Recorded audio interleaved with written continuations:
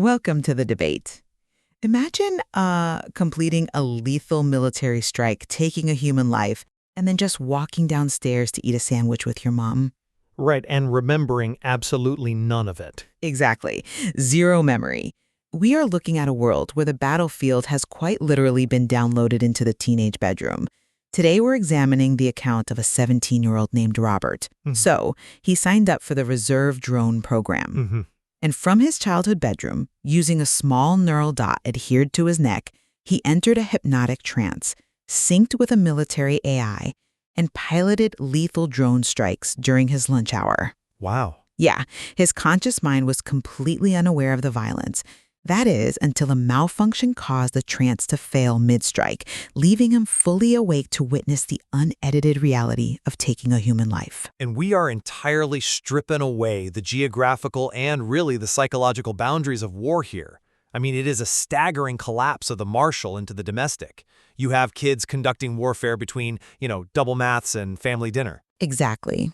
And the core question we have to grapple with today is what this system actually represents. Is the military's use of this hypnotic trance and the targeted amnestics they offer when it fails a systemic evolution?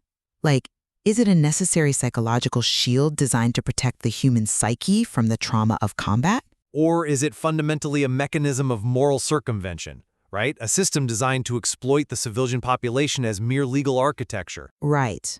That is the crux of it. My position is that this infrastructure, while undeniably chilling to our traditional sensibilities, is an unprecedented attempt to insulate human consciousness from the horrors of conflict. I mean, it is a genuine effort to eliminate post-traumatic stress disorder in the people we ask to fight for us. And I look at the exact same system and see an exploitative, predatory mechanism of control. It bypasses human empathy entirely to achieve what the military so coldly refers to as zero moral friction. Well, they are not utilizing these teenagers as soldiers. They are using them as a biological rubber stamp, basically, just to satisfy the legal requirements for algorithmic warfare. Let's start with the physical reality of the modern battlefield, because I think that is the catalyst for this entire program. We cannot evaluate Robert's situation without understanding why the military had to pivot to this model. Sure. A human soldier on the ground today is entirely obsolete. The recruiter in Robert's account uses a pretty brutal phrase, actually. He says, a human is just a slow drone made of meat. Yeah, it's a terrifying way to put it. It is, but it's accurate. The side with the better software wins. Placing physical bodies in the line of fire is, well, it's no longer tactically viable. Tactically viable, sure. I don't dispute the lethality of modern software. Right. But the evolution here isn't just about protecting the physical body. It's about protecting the mind. Look at the history of drone warfare. 20 years ago, we had operators sitting in trailers in Nevada, flying drones over conflict zones thousands of miles away. They were physically safe, but they were developing crippling PTSD at the exact same rates as infantry on the ground. Why? Because they still had to watch the screen. Right. They still had to internalize the violence. The Reserve Drone Program actually solves the psychological crisis of modern war. Leaked briefing notes from the material explicitly state their objective. They want, quote, zero recall-based PTSD risk in the conscious population. But look at how they achieve that zero recall. The mechanism itself is what reveals the malice here. I mean, I see it as an engineering solution to a human vulnerability. The neural dot induces a hypnotic trance that essentially compartmentalizes the brain. Okay, but? Think of the teenager's conscious mind like a computer's desktop, It's clean, running everyday programs like schoolwork and social life. Meanwhile, the military is running a highly lethal, high-stress program entirely in the background CPU. I follow the analogy. Right. So the trance acts as a mental firewall, keeping that desktop completely insulated from the violence running in the background. The citizen contributes to the defense of the state, but the state absorbs the psychological blowback. I come at it from a completely different way. The problem with your firewall analogy is that it fundamentally misunderstands who the firewall is actually protecting. A standard firewall protects the user from a malicious external force, right? Sure. In this program, the firewall is designed to protect the military from the user's conscience. How so? The user is the one who walks away without trauma. Only if the system holds.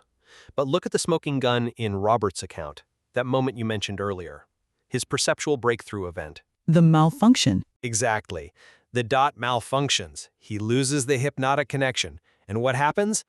The drone's AI simply completes the lethal engagement automatically on handoff. The human pilot is not actually fighting a war. But he initiates the sequence. He initiates it, yeah, but if the AI is perfectly capable of finishing the strike without him, his presence is entirely performative. I mean, if you're listening to this, you're probably wondering, if the AI is smart enough to fly the drone, track the target, and finish the kill, why do they even need a 17-year-old kid from the suburbs? Well, we know why. Right, why not just use fully autonomous fleets? It comes down to international law. Treaties dictate that you cannot have a fully autonomous algorithm deciding to take a human life. There must be a human in the loop. So the military just uses Robert's brain as a biological loophole. I wouldn't call it a loophole, actually. I would call it necessary legal architecture. It tethers the machinery of state violence to the citizenry, however loosely. Loosely is an understatement. But it ensures that a human being is fundamentally responsible for the deployment of lethal force. But they aren't responsible if they are hypnotized. That is the paradox at the heart of this. The military wants the legal coverage of having a human pull the trigger, but they know that conscious humans hesitate. They feel empathy. They question orders. Which is dangerous in combat. But it's human. The military's goal isn't protecting teenagers, it is achieving zero hesitation latency. They want the human signature on the death warrant, but they don't want the human conscience getting in the way of the execution. You're framing the removal of moral friction as inherently sinister, but the reduction of hesitation latency is a strict tactical requirement in an airspace filled with fast, cheap, software-driven threats. A half-second of human hesitation costs lives on our side. But at what cost to our humanity? Well, we have to reckon with the scale of what this system achieved. The British Army grew by a factor of 80, not 80%, but 80 times in 18 months. They achieved total national mobilization without inflicting mass trauma on the civilian populace. That has literally never happened in human history. It happened because the population was completely anesthetized to what they were doing. Let's dig into the exact moment the firewall crashes because it proves my point about empathy. Okay. Robert is closing in on a target, the sweat loosens the adhesive on the dot, and the trance breaks. He suddenly sees the high-resolution feed. The system renders a face. It's a 40-year-old man looking up at the drone. Yeah, it's a chilling moment in the text. And he isn't looking up with terror, he's looking up with profound exhaustion. Robert experiences this violent shock of, quote, real-world recognition. Which is exactly what the dot was meant to spare him from. No, the dot is meant to suppress his innate humanity so that he cannot hesitate. When Robert sees that face, he realizes the man on the screen is a human being just like his own tired grandfather. Right. That sudden burst of empathy is the only thing that separates us from machines. The trance deliberately severs that connection. The human is held hostage in a hypnotic state purely to rubber stamp the targeting protocols. But you can't ignore what the military does the second that connection is severed.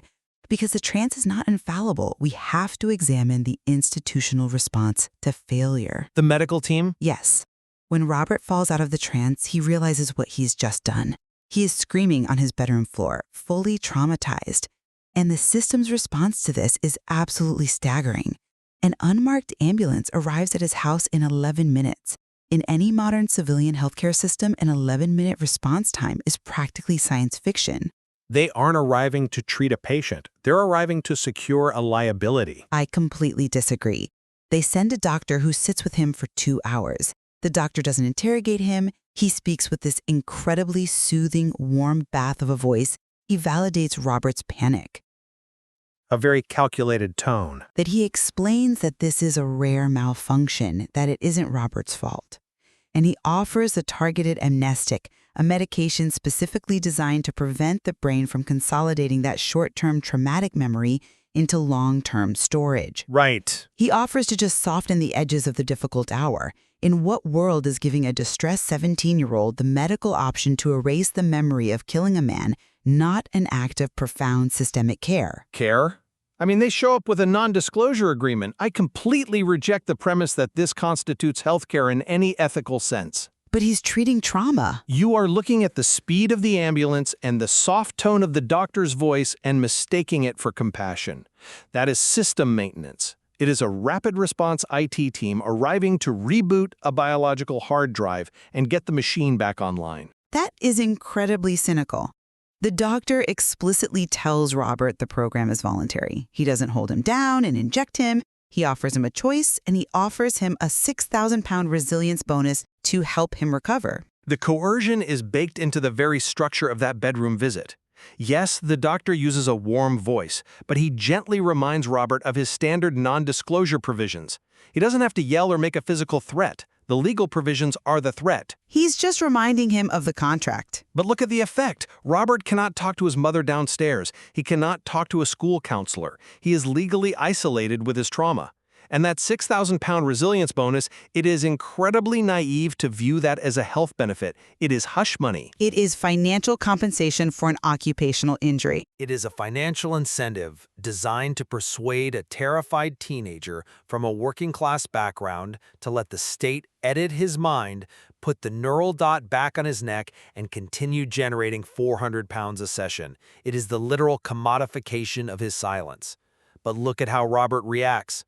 He refuses the amnestic. He does, which, by the way, proves he has agency.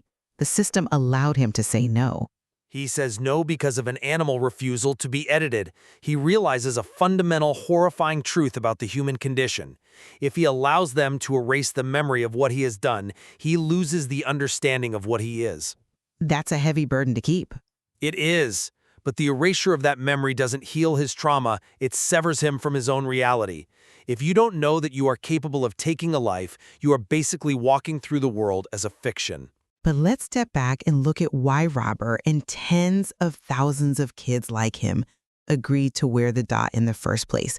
You bring up his working class background, and I think we have to confront the socioeconomic reality here. We absolutely do. Right, because if we are examining what this program means for society, we have to acknowledge the immense economic upward mobility it provides. Before the program, Robert was a regular kid with very limited prospects. Within a month of joining the reserves, he is making 400 pounds for 3 lunch-hour sessions a week. Right, targeting the exact demographic that needs that 400 pounds the most. But look at what it buys him. He buys his mother a new washing machine. He buys himself a decent watch. Most importantly, he starts looking at university prospectuses that he previously assumed were entirely out of reach for people of his class. Yeah. This program successfully removed the physical devastation of the battlefield, the missing limbs, the shattered lives that his granddad's generation endured, and replaced it with a mechanism of massive wealth transfer to the working class. It democratized military service. He is doing his civic duty safely from a bedroom, and it is changing his family's life. Safely from a bedroom, perhaps, but at what spiritual cost? You call it a wealth transfer, I call it blood money. It turns teenagers into oblivious accomplices to state violence. It is a classic Faustian bargain. That's a bit extreme. Is it? Yes, he buys a washing machine. But what does he say about it after his trance breaks? He says the new washing machine now sits in the kitchen like evidence. Evidence of his employment. Evidence of his complicity. The domestic sphere has been completely polluted by the violence it was supposed to be insulated from. The safety of that suburban home is bought with the invisible blood on his hands. And we have to talk about how they boiled the frog to get here. You don't just wake up one day and strap a lethal AI to a teenager's neck. They started these kids on rat mode. Which was entirely non-lethal. It was essentially crowdsourced intelligence gathering. Exactly. Rat mode was civilian investigations. Kids logging on, entering a light trance, looking at surveillance feeds, identifying paths, tracking movements. It felt like a video game. It felt like data entry. It was completely sanitized. And then, once the infrastructure was in place, once an entire generation of kids were used to the supplemental income and the neural dot, the military flipped the switch. They upgraded from surveillance to execution. Because the geopolitical situation demanded it. The state needed to scale its defense instantly. But the scaling's the nightmare. Think about Robert's haunting realization at the very end of his account. He stands in his back garden in the evening and he listens to the quiet, fast drones flying overhead. Yeah. He knows that every single one of those machines represents someone's lunch break in Manchester or Cardiff or Newcastle, someone who is going to bank over a coastline, vaporize a target, eat a sandwich, and remember absolutely none of it. And isn't that exactly the triumph of the system? I mean, the mission is accomplished. The nation is defended against incredibly sophisticated threats. The operator is financially rewarded, and the operator's mind remains pristine. The violence is contained entirely within the digital space of the trance. It is an artificial containment, and it is fatal to a democracy. Robert's profound hope at the end of his story is the most important takeaway here. He looks up at the drones and says, "I hope, whoever you are, that your dot stays on. I hope even more than that one day it doesn't." Wow. He recognizes that a war without moral friction is a war without end. Because the friction is what stops us from pulling the trigger. Exactly. The psychological burden of taking a life, the trauma, the hesitation, that is the friction that prevents a society from waging war lightly. When society no longer feels its own capacity for violence, when the cost of war is entirely invisible to the people fighting it, the state has no incentive to ever pursue peace. Right. The citizens are anesthetized. They are complicit, but they are asleep.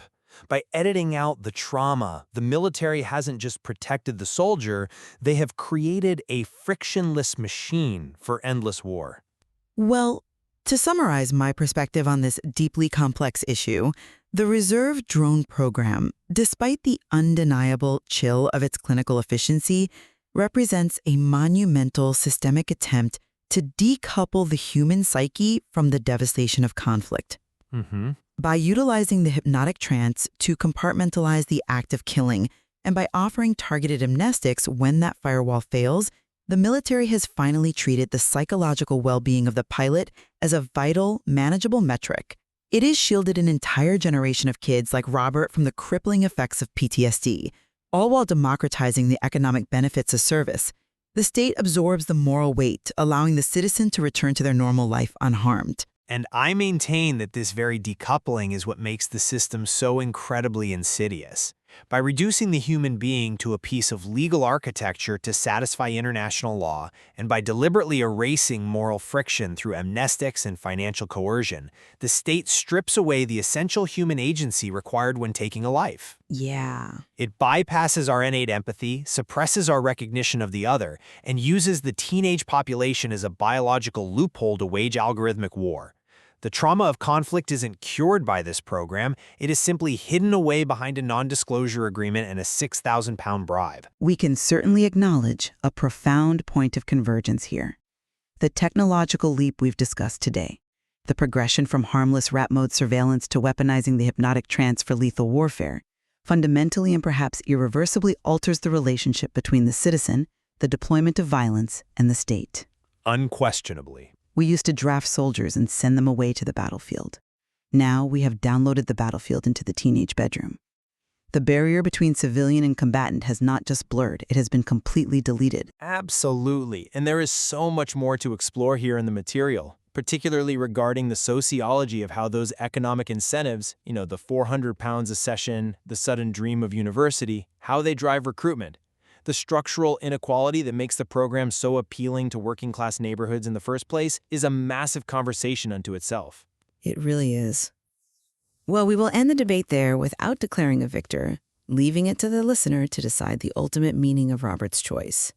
Was his decision to refuse the amnestic and keep his traumatic memory a profound triumph of humanity, an assertion of the self against the machine?